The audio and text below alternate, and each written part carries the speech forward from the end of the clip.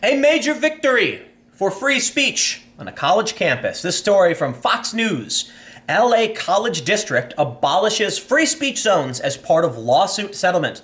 This may be one of the most absurd stories. It has nothing to do with conservatives trying to speak on campus. Sort of. It's about a man who is giving out constitutions, like pamphlets with your rights in them, and he was told he couldn't. Quite literally, a man who was trying to inform people of their right to free speech, among other rights, was told he had none. He sued, and the good news is he won. But let's read this story. There's a caption here. It says, Pierce College student Kevin Shaw, 27, filed a lawsuit against the LA Community College District after he was barred from passing out copies of a document because he wasn't in the designated free speech zone on campus.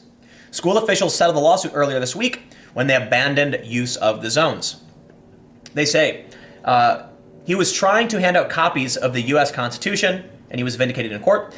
The LA Community College District, which represents 9 schools, including Pierce College, agreed on Wednesday to settle a lawsuit filed against them last year by student Kevin Shaw after he was barred from passing out copies of the document because he wasn't in the school's designated free speech zone, which measured 616 square feet, or about the size of 3 parking spaces. Wow. As part of the settlement, the tiny area marked for students to exercise their First Amendment rights will be abandoned altogether, revoking a district-wide policy that declared all property on the district's 9 campuses to be non-public forums with speech restrictions. As part of the settlement, LACCD will pay Shaw's $225,000 in attorney fees. Woo-hoo-hoo! That's a massive victory. Though it was not without its difficulties, this experience has left me optimistic about the guiding principles of my country, said Shaw in a statement provided to Fox News. Folks of all political dispositions rallied behind this case to declare in no uncertain terms, freedom of speech is essential to the educational process. It was just before the general election in November 2016 when Shaw had attempted to distribute Spanish-language copies of the Constitution during a recruiting drive for a student group, a campus chapter for Young Americans for Liberty on the main quad at Pierce College. An administrator told him he could not distribute literature outside the designated zone. Shaw said at the time he was also told that he would have to fill out a permit application to use the free speech zone and would be asked to leave campus if he refused to comply. I'd like to point out that as much as many people complain about the erosion of our rights, this is how the system works. You have to challenge the unjust laws. These colleges have been repeatedly encroaching on free speech. We see student activists waving signs that there's the one famous photo of the man who's burning the free speech sign. There are people holding up signs saying hate speech is not free speech and things of that nature. The way you challenge this is you make sure these policies don't stand. And this is what we saw. And this is what's really interesting about this. For one, the guy was handing out constitutions. What perfect irony. My favorite analogy is like a fire truck on fire. Quite literally, a guy trying to tell you have the right to free speech was told he had no right to free speech and then went to court to prove he had a right to free speech. Thankfully, it has not gotten so bad that the courts would uphold something like this, and they've actually agreed with him and are allowing him to speak. Check out this photo. It says, the school's designated free speech zone measured 616 square feet. Yeah, we saw that. And there's a thing, you can see him standing on it. It says free speech area. How terrifying, absolutely terrifying is that? They say, a quote from him, when I attempted to hand out copies of the Constitution that day, my only intention was to get students thinking about our founding principles and to inspire discussion of liberty and free speech, Shaw said in a statement to Fox News in early 2017. I had no idea I would be called upon to defend those very ideals against Pierce's unconstitutional campus policies. Now, I have to wonder, this really, before I get into that, they mentioned the Foundation for Individual Rights on Education, FIRE. It's actually a really great organization. As far as I know, they've defended the left and right. It's all about just free speech. It says Shaw, with the help of advocacy organization, the Foundation for Individual Rights in Education, filed suit back in March 2017, and this past January, a federal district court denied the district and Pierce College administrators' motion to dismiss Shaw's lawsuit, finding that the open spaces of public colleges are traditional public forums for student speech regardless of regulation. There's an important thing to talk about in the legal, in how civil lawsuits work, or in how lawsuits work. The SPLC, for instance, they settled with Maajid Nawaz, and they paid him a large sum of money.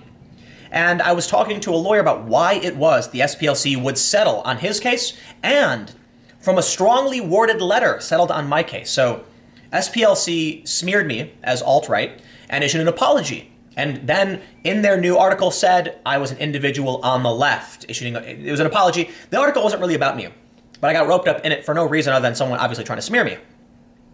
I asked why the SPLC would cave to these. And what I was told by a few lawyers was that if they lose these cases, every other organization will then sue them.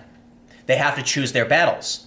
They don't want to have precedent set. So basically, when Maajid Nawaz sues the SPLC for defamation, libel, or whatever he sued him for, they had to weigh, do we want to go to court and have this case challenged because Maajid might actually have a case, they called him an extremist, or just let him win, settle with him. That way, if a more extreme group challenges them, they can win certain precedents and say, no, this was thrown out before for this reason. That's the goal.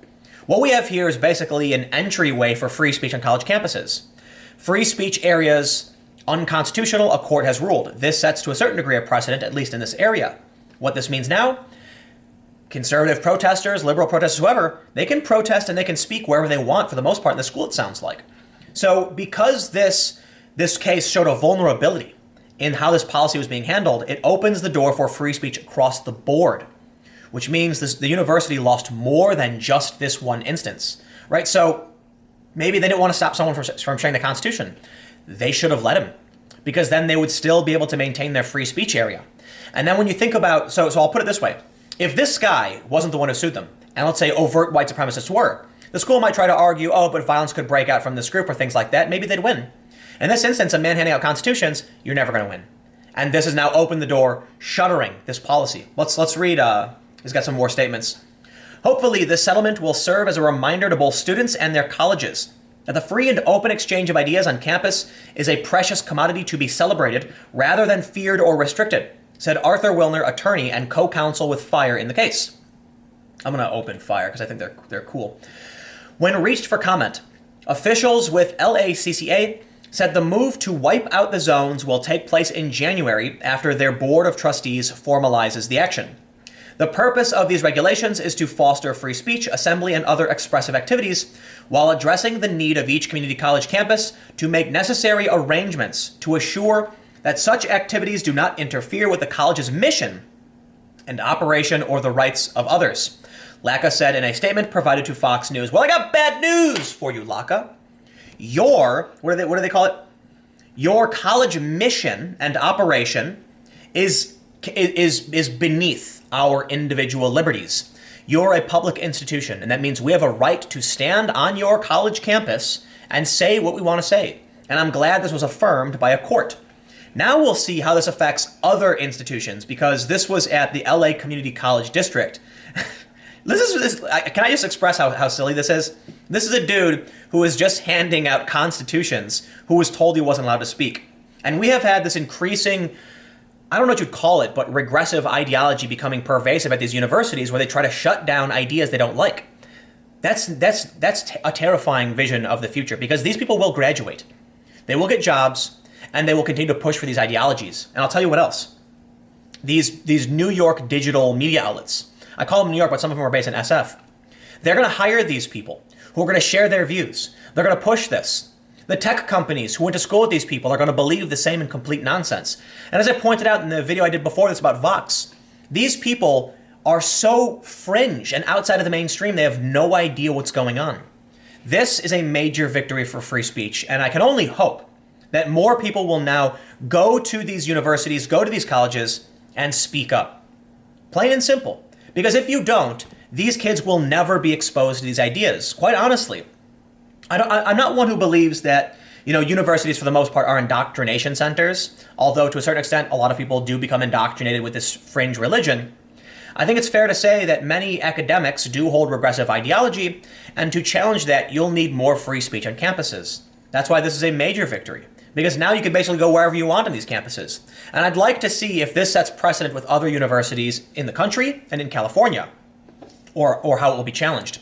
Because obviously Berkeley has had issues, and I know that the Berkeley Republicans have actually won a victory recently. I actually should have pulled that up, because there's another instance where they sued about, look, every time a conservative tries to speak at these universities, they get shut down. And yes, there is a huge difference between a conservative, even a conservative provocateur, and an actual racist. But these protesters try to do the heckler's veto. They come, they threaten violence, and then the school says, oh, because of violence, we're not going to allow this anymore. So, plain and simple. This is just one victory, I suppose. And I don't know, it seems a little light, but I really wanted to talk about it because it was like, this dude just slipped past all of the big stories, I feel like. You know, when Ben Shapiro wants to speak at Berkeley and gets shut down, it's big news, but what does that mean? When Ben Shapiro wants to speak at DePaul and the police actually block him, what does it mean? They're high-profile stories, nothing happens. This dude shows up with his little pamphlets and wins a major, major victory. Anyway, I got more videos on this channel. Just click the little Timcast, and those will be up shortly.